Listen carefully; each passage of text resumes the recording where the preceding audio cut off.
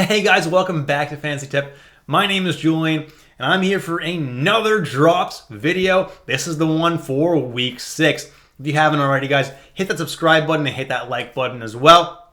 And let's jump right into the content today. So let's start with some forwards that we can consider dropping from our lineup. And the first guy on the list is Elias Lindholm. The Calgary Flame team is an absolute dumpster fire right now, and that top line with Huberdeau and Lindholm is no exception. At this point, I'm dropping Lindholm in all but 8-team leagues. The rest, you can probably drop him at this point. Then David Perron has lost a lot of his value because he's no longer playing on the top line or top power play in Detroit, and he's really not producing, so he can be dropped in pretty much all league formats here. And then Jonathan Huberdeau, once again, he's completely disappointed, and it's really sad because we know how good this guy can be at his potential. He's just not doing it right now. I think he's just not motivated, and that's why he's a drop.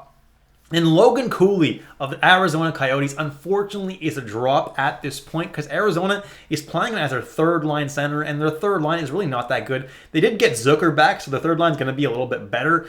But Logan Cooley as a third line center doesn't hold enough value. If you're in a super deep league, you can definitely hang on to Logan Cooley.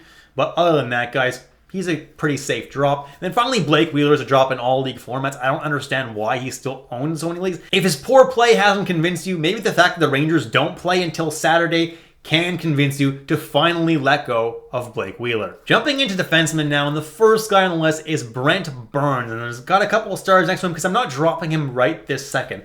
I am definitely super worried about Brent Burns, though. He's on a very, very tight leash.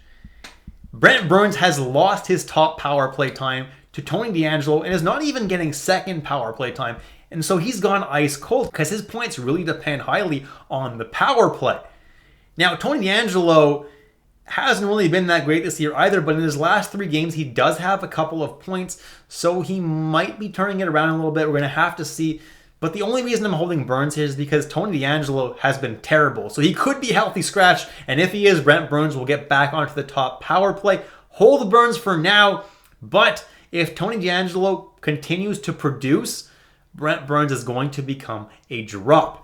Then Shane Gostisbehere of the Detroit Red Wings is also on a very tight leash right now. I'm not dropping him right this second unless I'm in like an 8-man league, but he was just healthy scratch. So they sent him a message. They lost the game against Montreal, so he probably gets put back in the lineup and potentially back on that top power play. If he does get put back on the top power play, give him a game or two.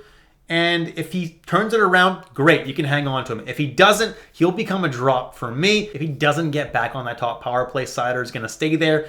And Shane Gostisbehere is a super easy drop. Then Hampus Lindholm of the Boston Bruins, despite him getting a couple points in his last 3 games, he's still not worth a whole lot of anything. He's a super easy drop, guys. I don't know why 57% of you are still hanging on to him. And then John Klingberg, guys, still 31% rostered.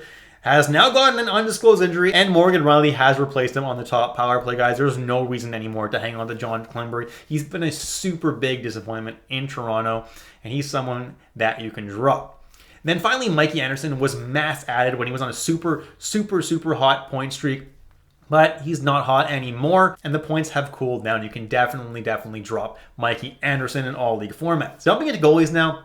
And Philip Gustafsson is someone that I would definitely consider dropping this week, especially if I'm in a shallower league. Minnesota doesn't play until Saturday. They play Saturday and Sunday, so Gustafsson will get one of those 2 games, but he has not been very good. So especially in an 8-man league or a 10-man league, you can definitely be safely dropped. And you can actually stream someone who plays a bunch of games this week instead of Gustafsson, who will literally only get 1. Then Akira Schmid has not been getting a lot of games in New Jersey, and even though he did play pretty well in the last game he got, New Jersey has been starting Vanacek a lot, and that's why he should be dropped in the majority of leagues. Jonathan Quick can be dropped as well. The Rangers don't play until Saturday, and that's their only game of the entire week.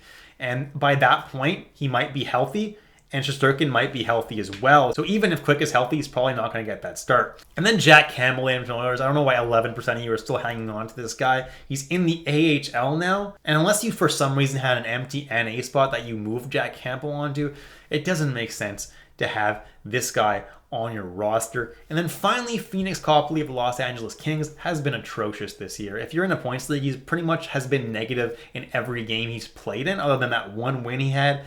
And I'm expecting LA to probably send this guy down and call up David Riddick, who has proven to be a competent backup for very many years. And that's it, guys. Thank you so much for watching all the way through. If you enjoyed the video, please leave a like and hit that subscribe button if you haven't already. Thanks so much for watching, guys, and I'll catch you in the next episode of Fantasy Tipped.